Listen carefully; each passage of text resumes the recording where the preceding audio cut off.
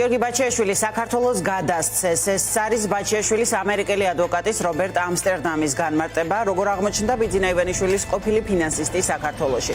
ამის შესახებ ამსტერდამმა ფორმულას მოსწერა, ეს პასუხი იმეორებს მისი იურიდიული კომპანიის მიერ მანამდე გავრცელებულ განცხადებას, სადაც ნათქვამია, რომ მიმალვაში მყოფი გიორგი ბაჩიაშვილი საქართველოში იძულებით დააბრუნეს. თუმცა ვაშინგტონიდან გავრცელებულ საგანგებო განცხადებაში დეტალები არ ზუსტდება. იურისტების ჯგუფი ბაჩიაშვილის ციხეში წამების რისკზეც ლაპარაკობს. მისი ლიკვიდაციის ბრძანების შესახებ გარდიანისთვის მიცემულ ინტერვიუში ელაპარაკა თვითონ გიორგი ბაჩიაშვილმაც. სუსის მტკიცებით ივანიშვილის ყოფილი პირადი ფინანსისტი აზერბაიჯანთან ეგრეთ წოდებულ მწვანე საზღვართან აიყვანეს ანონიმური შეტყობინების საფუძველზე. ადვოკატი ამ წუთებში შედის ბაჩიაშვილთან რუსთავის ციხეში, შესვლამდე მან განმარტება გააკეთა. ნიკა საჯაია შემოგვიერთდება ვცლად პირდაპირ ეთერში.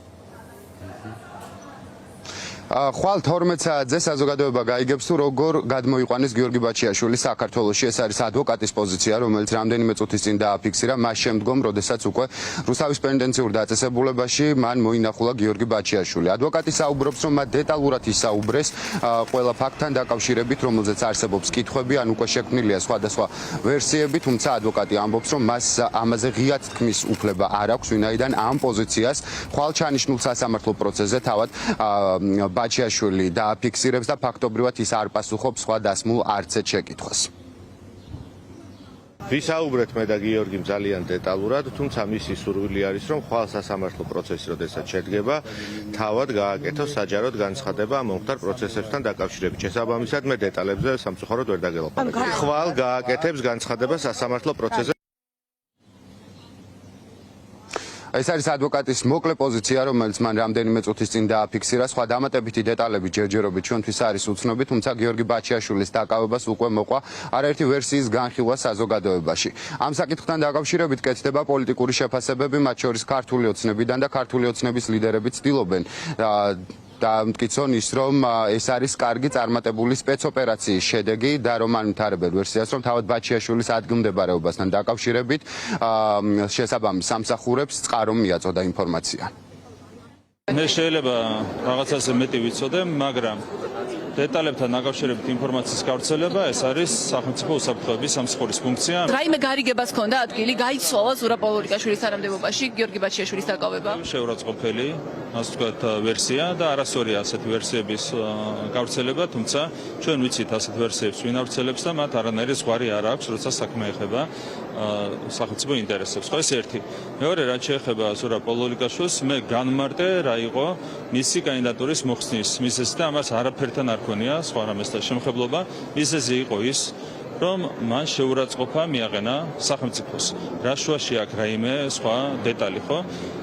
ბევრად უფრო ადრე იქნა ეს გადაწყვეტილება მიღებული, ვიდრე გადაწყვეტილება სხვა საკითხებთან დაკავშირებით. საქართველოში არავის არ წამლავენ. საქართველოში არავის არ აწამებენ და საქართველოში სიცოცხლეს არავის არ ართმევენ.